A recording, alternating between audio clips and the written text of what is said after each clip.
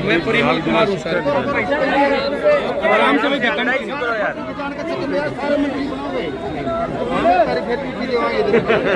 Sir जी बिल्कुल शांति पूर्वक देखो, हमें कोई भी काम करना तरीके से ही कर रहे हैं सर।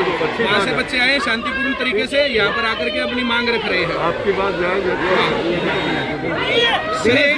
मुख्यमंत्री साहब के नाम जो है ज्ञापन है, सरकारी नौकरियों की जो भर्ती हो रही है उसमें गड़बड़ियां हैं, उसकी तरफ जो है ध्यान दिलाने हेतु ये है। ये प्रार्थना पत्र है हमारा, ज्ञापन पत्र नहीं है हमारा, कुछ भी नहीं है।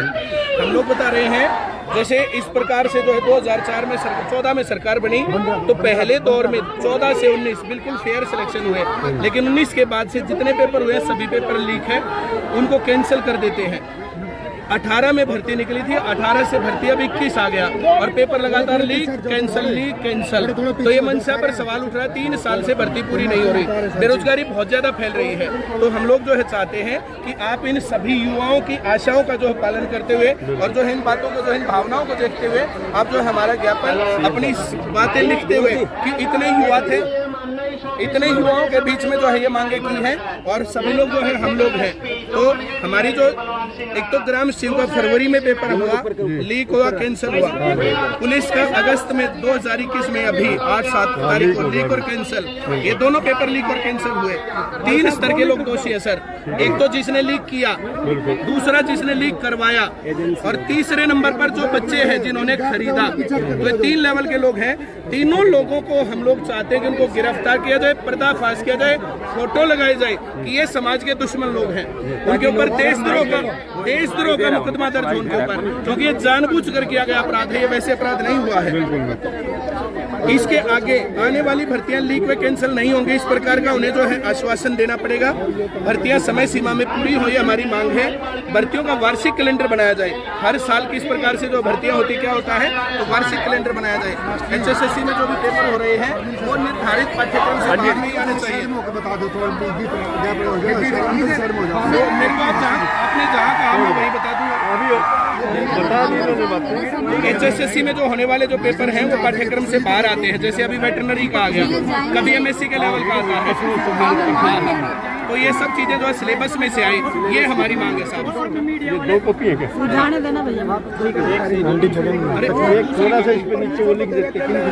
हाँ, मैं एक पेन मिलेगा मुझे सर? एक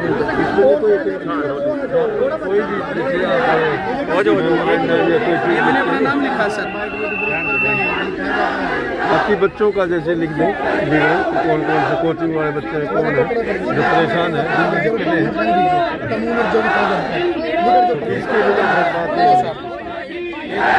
ये मैंने अपनी तरफ से जो है दे दिया।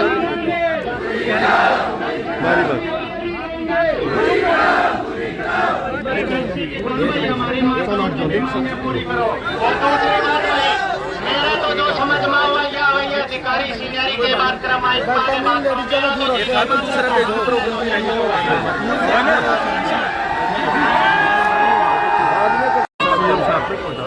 सर नाम और डेजिग्नेशन और बता दीजिए, नाम और डेजिग्नेशन।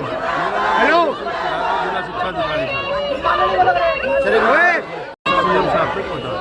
सर नाम और डेजिग्नेशन और बता दीजिए, नाम और डेजिग्नेशन। हेलो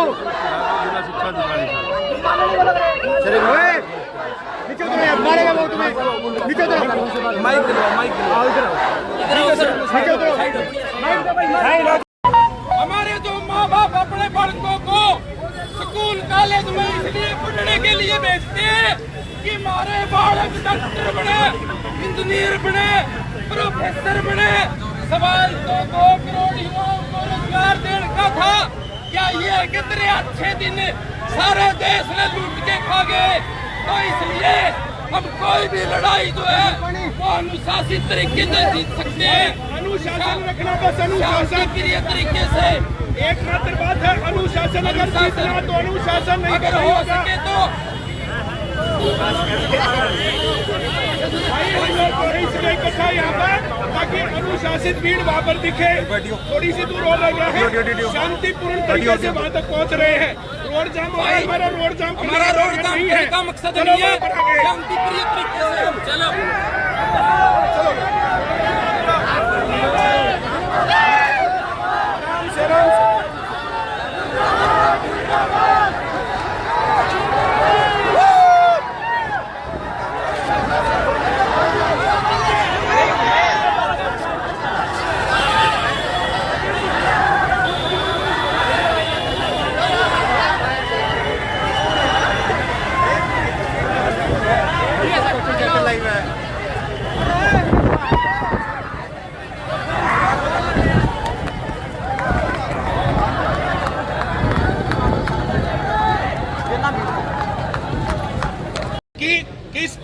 से ये युवा परेशान है, दुखी है और ये इस पूरी व्यवस्था में बदलाव चाहते हैं। क्या तुम मेरी बात से सहमत हो?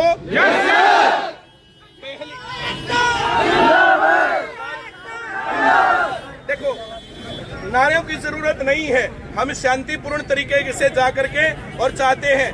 देखो, सरकार के खिलाफ हम नहीं है, सरकार अपनी तरफ से फेयर सिलेक्शन करती है, लेकिन बीच के लोग उनके सरकार के ही या वैसे हैं, ये जानबूझकर ऐसा कर रहे हैं या वैसे हो रहा है, मुझे नहीं पता इस बात का। लेकिन सरकार की तरफ से जो खर्ची पर्ची का मामला था वो सही है, लेकिन बीच में ये काम हो रहा है और बीच में इसके खिलाफ आवाज उठाई गई है। ग्राम स्टीव के खिलाफ भी मैंने आवाज उठाई थी, हरियाणा पुलिस के खिलाफ भी आवाज उठाई थी, लेकिन अब इस प्रकार से चलेगा तो कैसे और कब तक? तो आज यहाँ भाई ऐसे ना करो ना तुम लोग।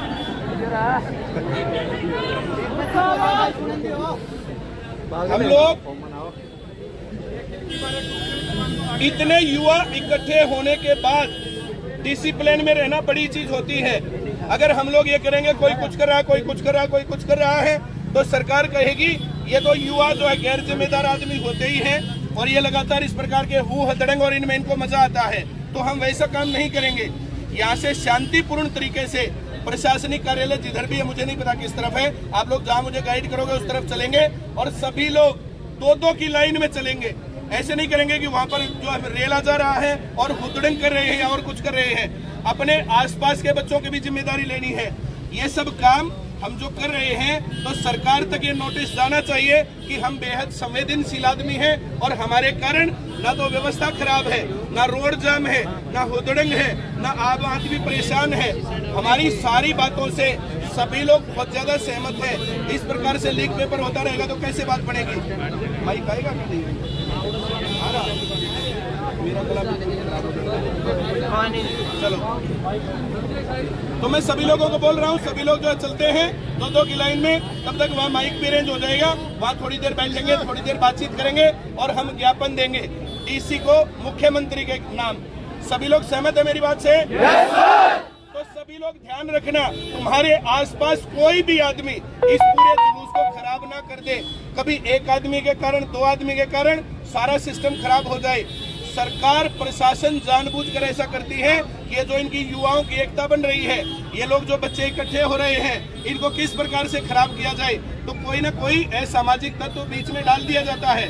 उससे बच के रहना है, हर एक आदमी को ध्यान रखना है। एक लाइन लड़कियों की रहेगी, दूसरी लाइन लड़कों की रहेगी, आगे आगे मैं लीड करूंगा, सभी लोग मेंटेन करना। सभी टीचर्स जो यूट्यूबर्स हैं, ऑफलाइन टीचर्स हैं, अब मैं सभी लोगों को जानता तो नहीं हूँ, लेकिन बहुत सारे लोग यहाँ पर अवेलेबल हैं। आप लोगों के संघर्ष में हम लोग साथी हैं। सभी टीचर्स तभी पढ़ा सकते हैं जब फेयर सिलेक्शन होगा। सभी टीचर्स का काम तभी चलेगा जब पढ़ने लिखने से बच्चे नौकरी लगेंगे, और तुम्हें भी नौकरी तभी मिलेगी जब फेयर सिलेक्शन होंगे। तो ये तुम्हारी और हमारी साझी लड़ाई है, तो हम लोग इसको साझे रूप से लड़ रहे हैं और हमेशा हम साथ रहेंगे। मैं कम से कम साथ रहूंगा हमेशा, हर संघर्ष में। जो छात्रों की एकता की बात रहेगी, बाकी लोगों की बात रहेगी, बाकी सभी टीचर्स भी आप लोगों के साथ हैं, इसमें कोई दिक्कत नहीं है। आज हम सभी लोग इकट्ठे तौर पर चलेंगे,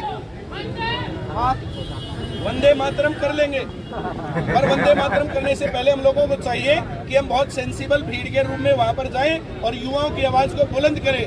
बहुत सारे लोग ऐसे होते हैं जो आना चाहते हैं लेकिन आ नहीं पाए होंगे, लेकिन हम लोग धीरे धीरे इस संख्या को लोगों तक पहुंचाएंगे, बढ़ाएंगे और आवाज को अपनी को बुलंद